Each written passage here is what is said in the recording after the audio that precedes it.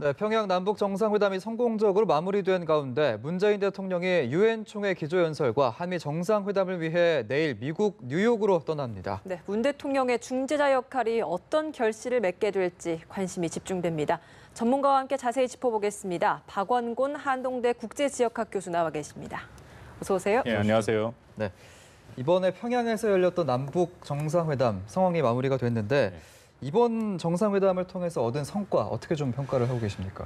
이번 정상회담에 대해서 한국은 이제 세 가지 목표를 갖고 갔지 않았습니까? 네. 남북 관계 개선 이제 첫 번째 목표인데 그 목표는 상당 부분 우리가 지난 2박 3일 동안 화면으로 많이 봤습니다만 네. 성공적으로 달성을 했죠. 특히 남북 정상 간의 어떤 신뢰라든지 그런 또 서로 간의 믿음 같은 것은 너무나도 확실하게 이제 확인이 되는 장면들이 많이 있었습니다.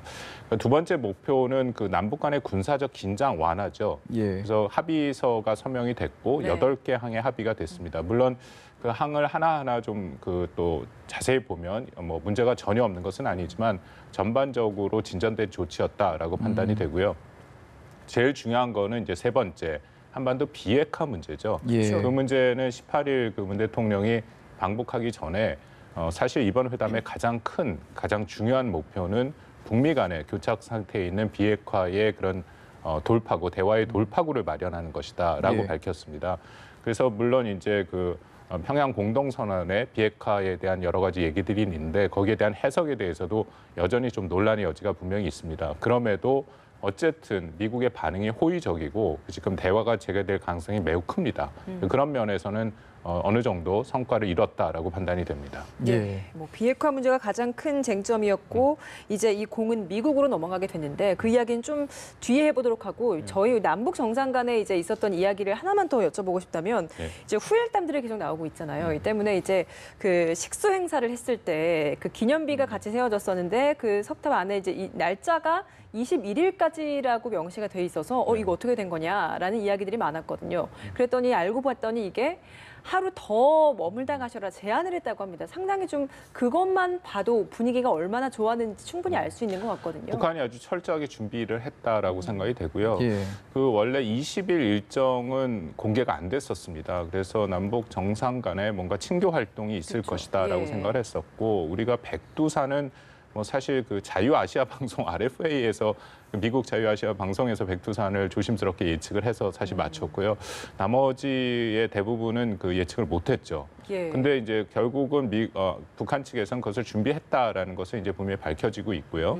그렇기 때문에 만약에 워낙 백두산이 멀고 또 여러 가지로 복잡하니까 그렇게 되면 하루 정도 더 이제 체류를 할 수도 있다라는 생각을 갖고 21일로 나온 거고 실제로 이제 삼지연 초대소를 다 비워놓고 우리 대통령 일행한테 하루를 더 좀 체류를 했으면 어떠냐라고 이제 제안을 했지만 지금 문 대통령의 일정이 바로 또 미국을 가야 되는 일정이기 때문에 결국은 수용을 못한 그런 상황인 걸로 알고 북한 있습니다. 입장에서는 이미 미리 좀 하루 더 머물다 가라라고 제안을 하려고 준비를 하고 있었다라고 봐야 되는 거예요. 그렇죠. 백두산을 간다라는 것 자체가 너무 불확실성이 많이 있었습니다. 날씨도 그렇고 또 워낙 멀고 그러기 때문에 혹시라도 어떤 상황이 발생할지 모르니까 그럴 경우에는 이제 삼지연 초대소에서 1박을 더 할 수도 있다. 이제 그런 식의 준비를 했다라고 생각이 됩니다. 이제는 이 남북 정상회담에서의 긍정적인 흐름을 어떻게 이제 한미 정상회담에서 풀어내느냐가 관건일 것 같은데 일단 문 대통령이 대국민 보고에서 합의문에 담기지 않은 내용이 있다라고 밝힌 만큼 과연 김정은 위원장이 어떤 메시지가 이제 전달이 될지 관심이 쏠리고 있거든요. 좀 저희가 어떻게 예측을 해볼 수 있을까요? 합의문에 담기지 않은 내용이 이제 결국 핵심은 비핵화 문제인데요. 그 이제 두 가지입니다. 비핵화 이번 평양 공동선언 2항에 나와 있는데 첫 번째는 미국의 상응 조치를 북한이 요구했다라는 거죠. 상응 조치가 이루어지면 영변, 핵 폐기를 비롯한 추가적인 조치를 하겠다. 그러니까 상응 조치에 대해서 당연히 김정은 위원장이 문 대통령과 서로 논의를 했을 것입니다. 북한이 원하는 상응 조치가 어떤 조치고 또 어떤 시기에 어떤 형태로 이루어지기를 원하는 것인지 이제 그게 첫 번째고요. 두 번째는 그 이항에 또 있습니다만 영변 핵 원자로를 비롯해서 추가적인 조치를 북한이 취할 수도 있다. 이제 그렇게 내용이 돼 있지 않습니까? 그 추가적인 조치가 무엇인지 분명히 양 정상 간의 논의가 됐을 것이다라는 거죠. 제 판단에는 아마 두 가지를 갖고 이제 그 문 대통령이 트럼프 대통령이랑 논의를 할 것이라고 생각이 드는데 굉장히 중요합니다. 결국 그렇죠. 상응 조치와 추가적인 조치가 어떻게 쫙 이어가느냐가 결국 핵심적인 것이고 그것이 이제 우리가 많이 얘기를 한 이른바 그 북한 비핵화의 로드맵이죠. 온전한 형태는 아니지만 상응 조치와 추가 조치가 구체적으로 얘기가 된다면 그것이 이제 북한 비핵화의 로드맵 구성에 상당히 도움이 될 것이다라고 생각이 됩니다. 예. 그럼 저희가 조심스럽게 예측을 해보자면 그 두 가지 미국 상응 조치와 추가적인 조치가 어떤 것들일까요? 상응 조치는 우리가 지금 종전 선언을 뭐 1차적으로 당연히 생각을 할 수밖에 예. 없고요. 북한이 계속 요구를 해왔다라는 것이고요. 예. 근데 종전 선언만을 갖고 북한이 영변과 그 외에 추가 조치를 하기는 조금 어려울 수가 있습니다. 그럼 그 다음 단계로 제재 완화라든지 아니면은 체제 보장 뭐 이런 체제 보장 그 뭐 순서대로 다 사실 뭐 준비가 돼 있기는 예. 합니다. 그 미국 간의 연락사무소 개최부터 불가침의 어떤 협정이라든지 그런 식으로 지금 순서가 다 있는데요. 아마 그런 것들에 대해서 구체적으로 얘기가 됐을 가능성이 있다라고 생각이 됩니다. 추가적인 조치라고 하면 추가 뭐 어떤 게 조치는 있을까요? 지금 영변 핵 원자로라는 것은 사실 큰 의미가 있습니다. 그쵸. 영변 핵 원자로, 그 영변 핵 단지죠. 거기에 이제 390개 동에 달하는 그 핵 관련 시설들이 있고 북한이 핵물질을 만드는 게 두 가지거든요. 하나는 원료가 플루토늄이 있고 또 하나는 고농축 우라늄이 있는데 두 가지 시설이 거기 다 있습니다. 그래서 영변 핵 원자료를 이제 북한이 말한 것처럼 검증 가능하게 폐기를 한다면 폐쇄가 아니라 폐기는 완전히 없애는 걸 얘기를 하는 예. 거거든요. 그게 실학이 된다면 상당히 의미가 있죠. 근데 문제는 북한이 영변 핵 원자로 외에도 핵 관련 시설이 많이 있다는 겁니다. 특히 밝혀지지 않은 우리가 강성이라고 불리는 그 지역인데 거기에 이제 고농축 우라늄 시설이 있는 것으로 알려져 있고 그 외에도 뭐 미사일이라든지 뭐 그런 시설들이 많이 있죠. 다 연관된 시설이. 예. 이제 그런 것들을 하나하나 북한이 어떤 식으로 추가 조치를 할지 이제 그것이 아마 추가 조치의 핵심일 것이라고 생각이 됩니다. 예, 미국의 상응 조치 또 북한의 추가적인 비핵화 조치가 구체적으로 어떤 것으로 드러날지는 저희가 지켜봐야 될 것 같고요. 일단 현재까지 미국의 반응이 굉장히 좋습니다.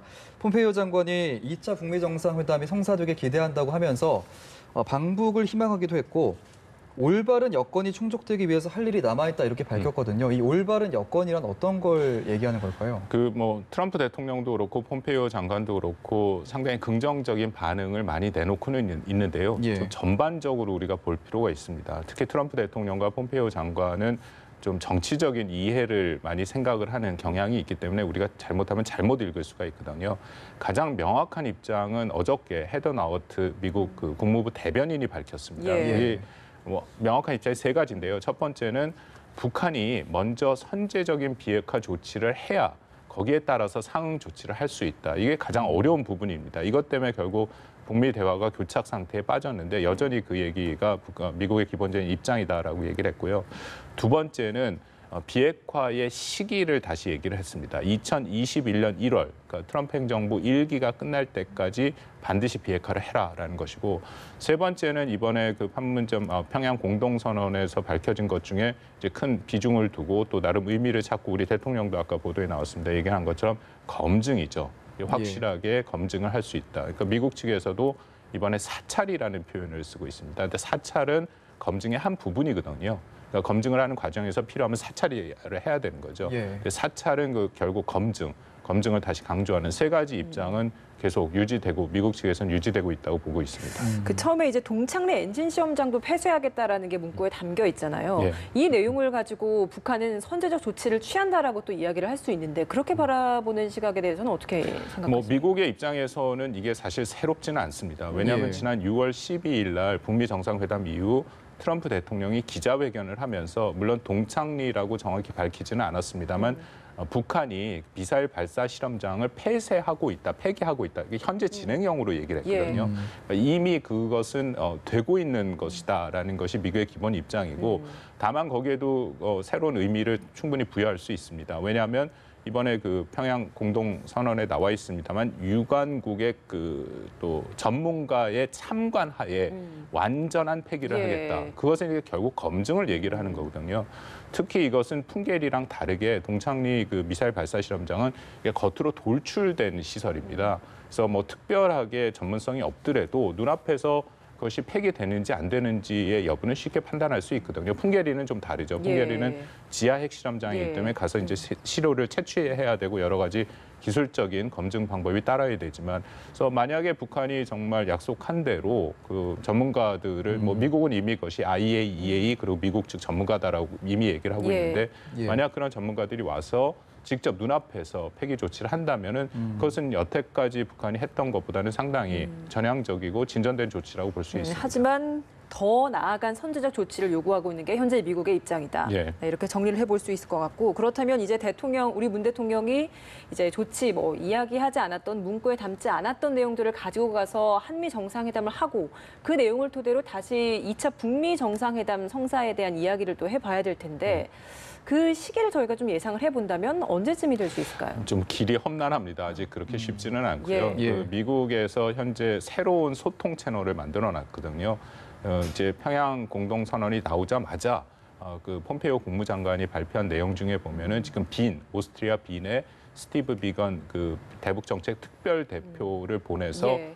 북한과 이제 대화를 하겠다라고 해서 북한한테 초청장을 보냈습니다. 예. 그것은 이전이랑 굉장히 다른 형태의 그 대화의 소통 채널을 만든 거거든요. 예. 이게 전통적으로 미국이 비핵화에 대한 협상을 할 경우 예를 들어서 2015년에 이란과 핵 합의를 할 때도 빈에서 했습니다. 그 IAEA 국제 원자력 기구가 있고 사찰이라는 아주 상징적인 의미가 있는 지역이죠. 예. 그렇기 때문에 그것에 모여서 이제는 한번 다시 지금 우리가 얘기했던 상응 조치를 비롯해서 북한이 말하는 추가 조치, 그래서 어떤 식으로 지금 생각하고 있나, 일종의 아마 로드맵을 구성하고 또 북한이 이번 평양 공동선언을 통해서 밝힌 그런 어떤 의도를 확인하는 작업이 잘 돼야 그 다음에 아마 이제 폼페이오 국무장관이 방북을 할 수 있고요. 거기 방북을 통해서 또 뭔가 진전된 조치가 있어야 그 후에 이제 2차 북미 정상회담까지 갈 수 있죠. 그러니까 길이 아직은 멀다고 생각하시면 됩니다. 네, 사실 북미 비핵화 후속 협상의 장소가 빈인 점이 좀 궁금해서 여쭤보려고 했는데 그런 상징성이 있었군요. 예, 그렇습니다. 그 IAEA가 있다라는 것은 상당히 상징성이 있고 지금